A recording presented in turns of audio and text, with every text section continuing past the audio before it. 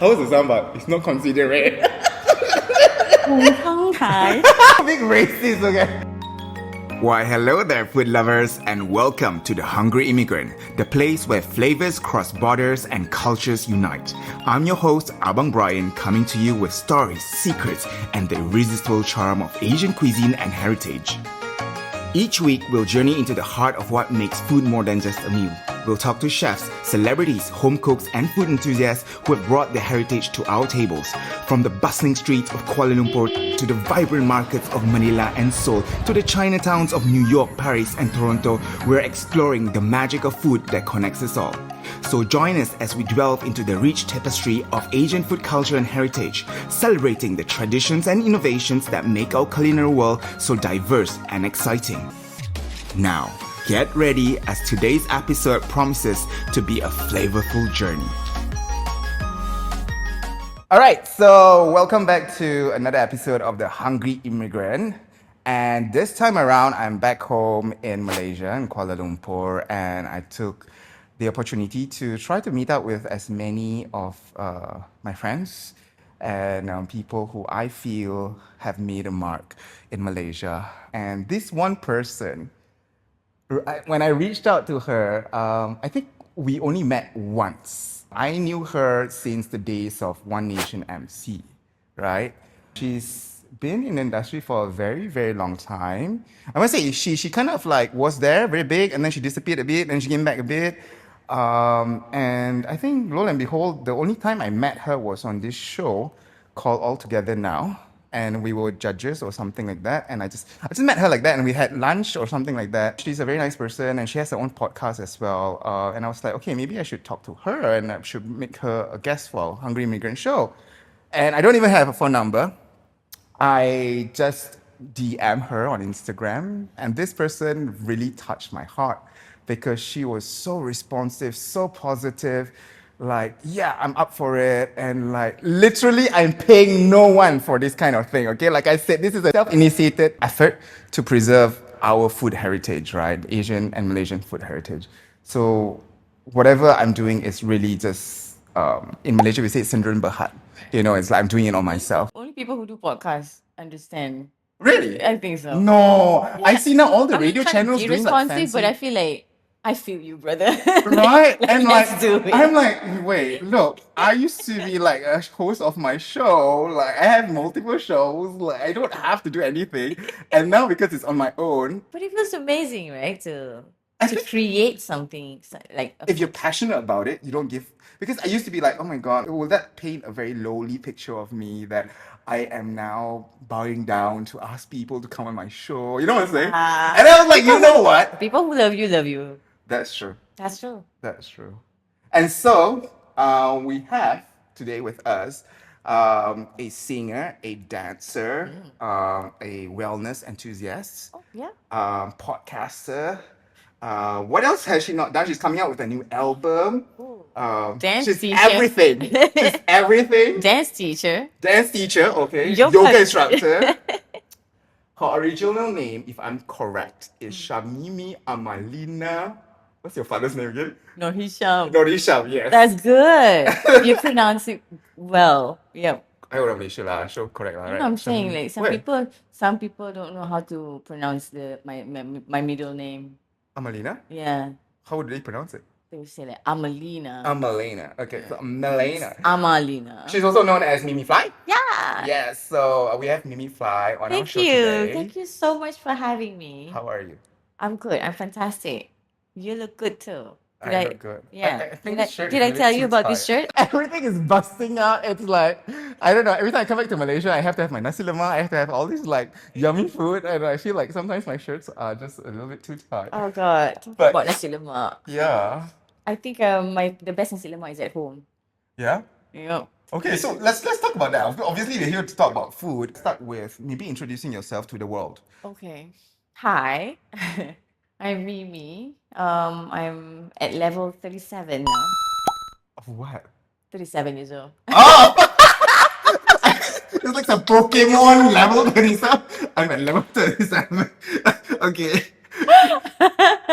I'm entering level 38. Yeah, I am family oriented. been raised by a single mother, Oh. and my mother, she can't walk since she was born from birth. So she's wheelchair bound. She loves to cook, and she taught us all, my siblings, to cook, and we can cook because of her. So she cooks all the time. Oh wow. So she was a single mother, She's a wheelchair single bound. mother. She was a boss. She's Oh retired wow. now. Okay. But yeah, she is the boss. Yeah. She is the best. So yeah, she works a lot. She used to work so hard.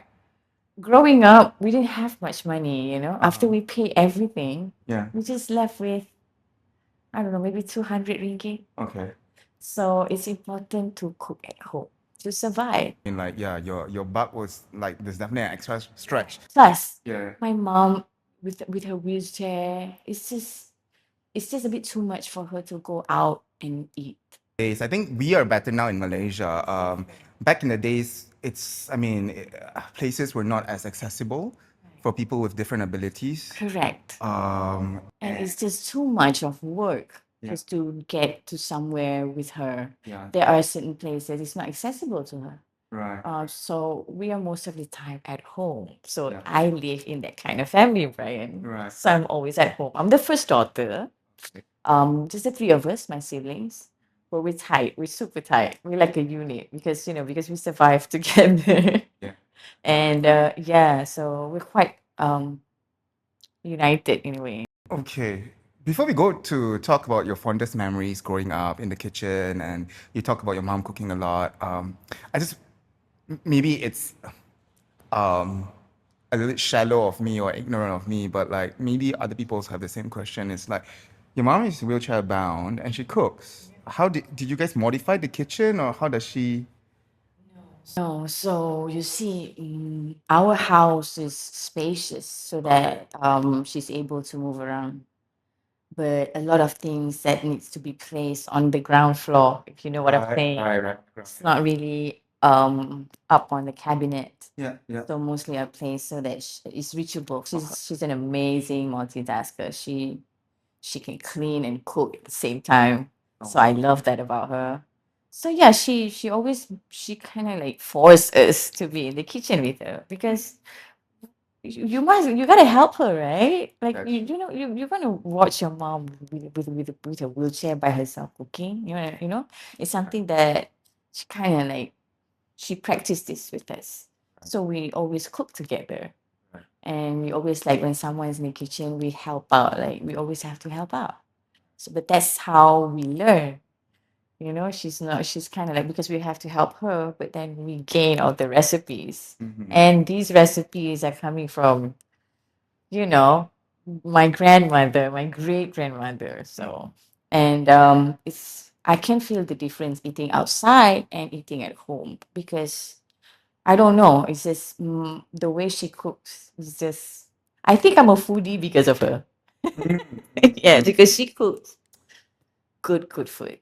What do you mean by good food? What is good food to you? Oh my god, really, Brian? Let's put everything in context first of all. The fact is that many people may not know that in Malaysia we look very different. We have different origins, and maybe just paint a picture for us in terms of your cultural background. You're Malaysian, I'm right? 100% Malay. Even though in my DNA report I'm 26% Vietnamese, but What? maybe that's why I love Vietnam. You love Vietnam? I love Vietnamese food. I love Vietnamese food, Brian. I get petrified by the traffic. Oh my god, you're crazy there. It's like organized chaos. Yeah, I'm like, how Love is it. no one getting into an accident? Nobody. But yeah, the food is really good. It's very Right. fresh, yeah. Right. So my mom, she's from Kedah. Okay, and north of Malaysia. Right. And my dad, my late dad, she's from Negeri Sembilan. Oh, okay. So yeah. You My must have- mom learned how to cook my dad's food. My great grandmother, my grandmother taught her. Okay. So she knows both Negeri Sembilan and Kedah. Do you eat more Kedah or more Negeri Sembilan? Because she knows that we are our dad's children. Yeah. Masak lemak is it's always there. Like whenever we ask, like whenever we feel like it, we can always make masak lemak at home. Right.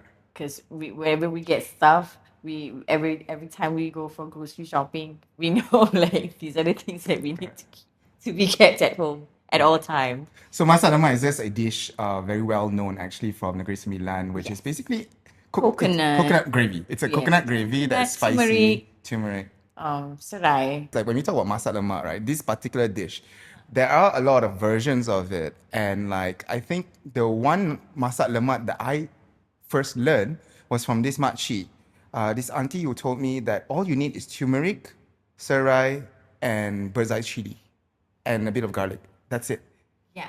But nowadays people put like onions and No. The one that's the real, the original, okay, right? The one that is simple, that's the one. right, Yes, it's basically just coconut and asam keping, right, tamarind slices, yeah. right? And chili api, turmeric, serai, and they don't need to tumis nothing. You need It's the to boiling method, it's right? the boiling method, Right. but it has to be put in order so that it becomes mesra.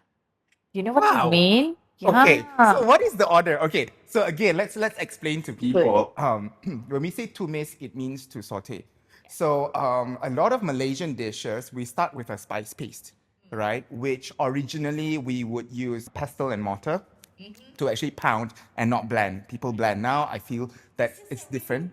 You blend turmeric inside of the blender, Yeah. it's gonna stain. Oh, that's true. That's why I don't That's like true. to blend. You need to pound it, brother. Yeah. And like, I think when you blend it, also you have to mix in a little bit of water or oil, and that really like corrupts the flavor. But okay, so coming to what I was saying, like usually a lot of Malaysian dishes starts with a spice paste, mix of garlic, onion, ginger, and what you have you not, and then you put oil, a lot of oil usually, and you stir fry or you saute this spice paste until it's fragrant. Especially if you have dried chilies, we say you have to cook it until the oil separates. Yeah. And then you put in In whatever. Malay, we call it Pecah. pecah minyak. Pecah minyak or Naik naik minyak, yeah. Yeah. And then that's generally how we cook. But like this particular dish, I've seen a lot of people also masak lemak do a spice paste and start like frying it and whatever not, which I feel it's nice, but like it results in a masak lemak that is very But oily. maybe it's not masak lemak. So what is masak lemak to you? Masak lemak is the simple one. You just take Okay. a pot and Okay. then just assemble everything, just put everything in it. But in terms of at the beginning, you start with water, right?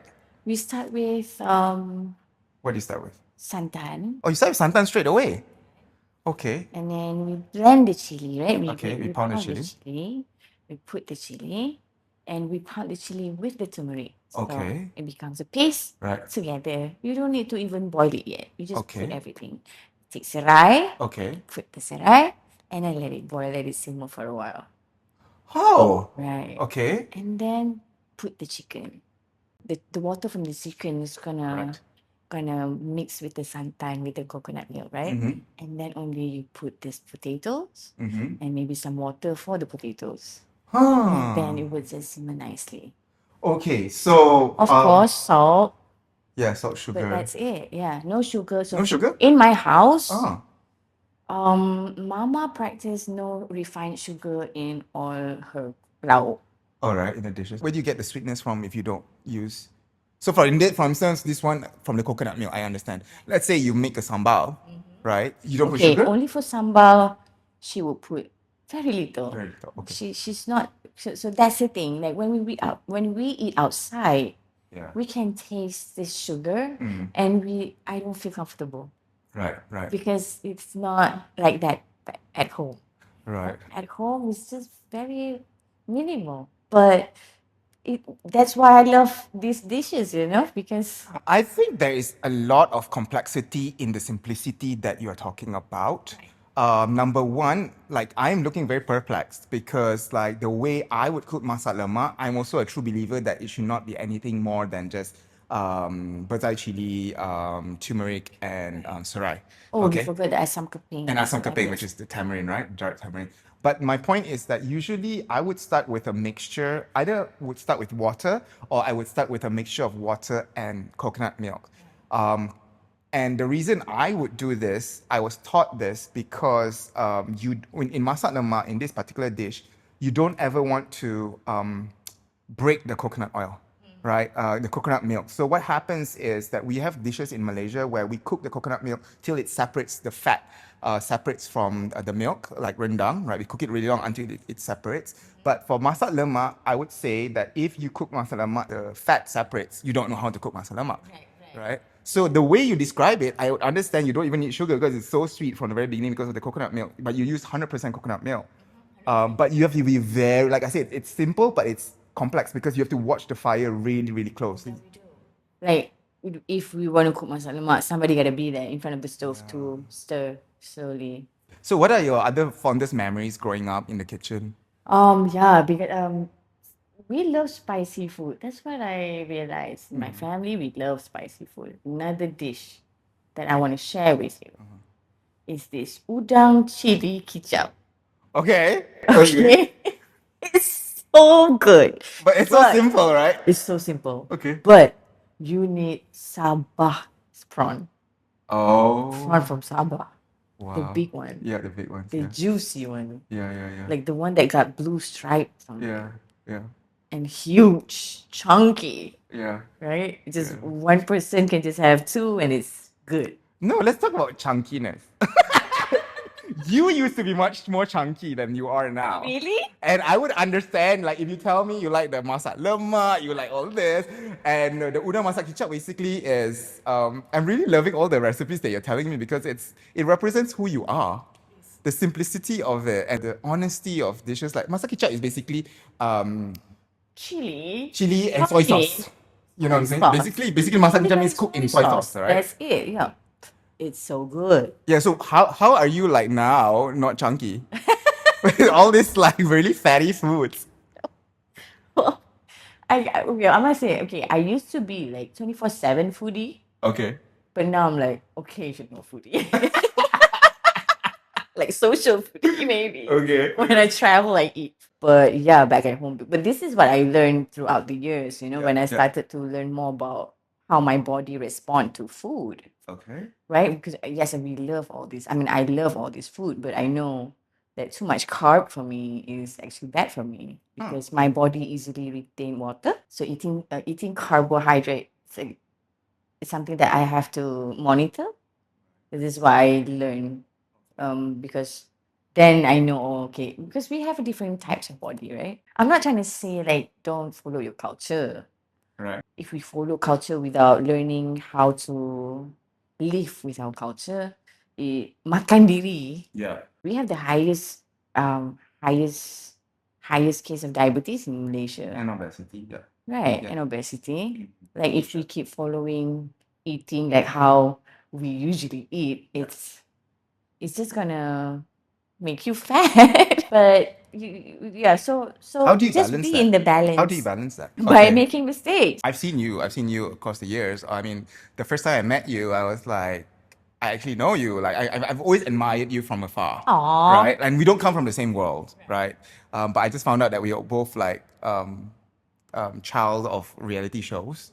But yeah, I was in the foodie world, more of the food world, and I feel that you were always more of in the entertainment industry. And so like I used to do radio as well, right? You know, I did radio, and even in my radio days, I would be like, oh my god, who's this artist? Because it's not my thing, right? I used to be chunkier, right? Like I've seen the progression, not body shaming or anything, but like I feel like my body fluctuates from time to time, so because I'm still finding my groove, how did you balance like the fact that you love Malaysian food, and Malaysian food can be quite rich, right? How do you balance that? What's your trick or what's your I tip? fast. Oh, you fast. Intermittent fasting. Okay. Prolonged fasting when I have to. When I know that it's too much. When Right. I learn like, okay, let's check. Let's just backtrack for 1 week. What have I been eating? And I would tell like, ooh, too much. I allow my body to take a break from Okay. eating because sometimes, to me, I believe in, if you want to get healthier, you eliminate something that you've been doing. You do not need to add more things, more slimming pills or all that. Yeah. Detox juice. You don't need to spend more money to lose weight. To me, you just need to eliminate what you have been. If you have been eating too much sugar, Right. cut it. Cut the Right. sugar. Right. If you're eating too much carb, you need to start eliminate. So so to me, I fast, and during the time when I'm trying to stay on track, I make sure my meals are all low carb. Okay, okay, okay, okay. So just very little rice. Right, yeah. And the rau at home is quite healthy. My mama. So my mom, she's 69 years old now. Oh, wow. Right? She's strong. She's healthy. She's still does gardening. She's active. What's your mom's name? Ramlah Jali. Hi, Ramla. Hi, Auntie Ramla. Yeah, ma, I'm on TV. We're only on YouTube, okay? I'm not there. Ma, We're I'm on YouTube. But yeah, so like for everyone who's listening to this podcast on your favorite podcast platform, you can also watch the video of this conversation on YouTube, and we've put the link in the description. So please check it out because one part of this show, I call it the Sambal Survey, which I'll tell you about it later on, where I go around the world getting people to taste my sambal versus other people's sambal and see whether actually my sambal is good or not. So let's go back to intermittent fasting. All right, let's talk about intermittent fasting because everybody has so many versions of intermittent fasting. How do you do it? I start slow. Okay. I start maybe from 12 hours. 12 hours of fasting to 16 hours. Maybe 3 days later, go higher. So I build it up. I don't Right. start straight away because I learned that when I shock my body like that, I will go through like some kind of withdrawal. Right, right, right. Right? I feel like I'm gonna eat more. Yeah. Like And binge. yeah, I'm gonna start binging. So this is why I feel like all of us, if you want to learn how to intermittent fast, you gotta go through it. Like no one can teach you. You gotta go through it first and learn how your body respond because you need to listen to your body. So the way my body works, I can do 20 hours. Oh, wow. Yeah. So there's only 24 hours in a day. When you build it up, your body adapts. Okay. Right? Your body is magical like that. Yeah. So it just adapts and then yeah, I can fast for 20 hours. So does this include not drinking water or? I drink. Oh, it's just food. Right. So during these fasting windows, this fasting window of that includes sleep. Yeah. Okay, yeah, yeah. So Yeah, let's say my last meal is 8 o'clock. So 8 p.m. Mhm. That was my last meal. Sleep. Wake up the next day, maybe around 12. 12 is my breakfast. So that is like the 20 hours. And so you try to do it while you are sleeping. When you include your sleep as well, then you can have a longer fast. I get what you say. Having longer fast meaning that when I sleep, my body is repairing itself. I am not getting in the way. I do believe that when we fast, our body, it knows how to heal itself. You know, the body is just magical like that. That's what I believe. Like that's how my body works. I just need to not get in the way. I don't break fast with rice when I'm like really taking care of my body. So like daily, like when I'm busy and I know that I need to keep my stamina and have energy throughout the day and I'm fasting, so I know like okay, when I break fast, the kind of food that I eat I have to prepare. So sometimes it might not be what my mom eats or what my sister eat, but it's mine. But do you think that is challenging It is. to have like a separate diet It altogether? is. It is. It is a bit challenging. And because like traditionally Malaysians, we eat all the time. Like Yeah, we eat literally all all the the time. time. That's the thing. I'm the same. I used to love to eat all the time. So to a point that I used to have this phase where I get so emotional and I can eat emotionally. I'm an emotional eater. Oh. Like you know, trying to suppress. You know, living and working in entertainment. Yeah. It's just crazy hours Yeah. and intense high and low. Yeah. Right? So sometimes I feel like when I get to have my own diet, I feel like I'm more in control. Yeah. I'm more in control of everything because I'm taking care of my food. So it feels easier that way to live this fast life. That is true. It's like some sort of control in this chaos. Yeah. I understand what you're saying. My father, my late dad, my late grandfather, all are obese. Oh. Yeah. So it's something that is in my gene, you know. I've got two follow-up questions to that. Like the fact that you do intermittent fasting, right? Number one, culturally, we eat all the time, right? How do you manage that with your friends? It's easier when With your I family? right. To me, I feel like it's so much easier now. When people like, Mimi, makan Mimi. Mimi, come eat, come eat, come eat. I'm like, I'm fasting. It's easier. So when you are out and with your friends or you're socializing and you don't want to eat, Okay, when it's time to socialize, of course I have to adjust and see how things work for me, right? So sometimes maybe I break fast earlier, sometimes I break fast a little bit later because I want to have dinner with them. So I break fast a bit later. So because I'm not trying to bully myself like you gotta fast 20 hours every day. Like no. As long as I give some time for my body to repair itself. So it doesn't matter. But to me, like 16 hours to 20 hours. Either I get 18 or 16, sometimes 15, and it's okay. Yeah. I'm not like so like your intention really is to care for yourself, right? Right. And it comes from a place of love for yourself because if you're hard on yourself, then it defeats the purpose, right? right. You I don't want to be hard on myself or yeah, stress yeah. myself You out try your best, right? because that is coming from fear of Yeah. something, right? But this is really about me being intentional with how I treat my body.